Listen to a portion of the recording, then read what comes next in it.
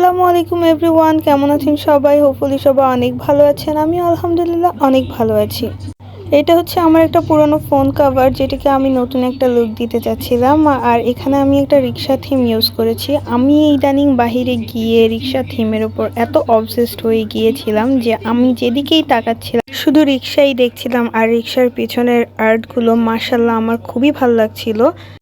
আগেও আমি অনেক রিক্সা দেখেছি, কিন্তু এবার আমি এই আর্টগুলোকে খুব ভালো মতন অবজার্ভ করেছি। আর আমি সত্যি এগুলোর একদম প্রেমে পড়ে গিয়েছি।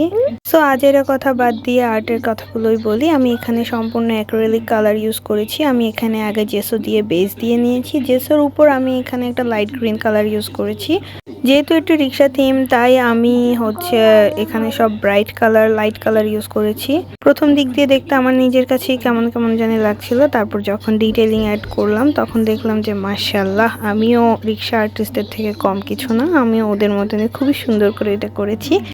ভালো মতন ডিটেলিং দিতে গিয়ে মনে হলো যে একটু বেশি কালো কালো হয়ে গিয়েছে, কিন্তু না। তারপর এটাকে চকচকে ঝকঝকে দেখানোর জন্য ভার্নিশ অ্যাপ্লাই করলাম। আর চকচকে না হলে জিনিসটা নতুনই মনে হয় না। আর নতুন দেখানোর জন্য ভার্নিশের কোনো বিকল্প নাই।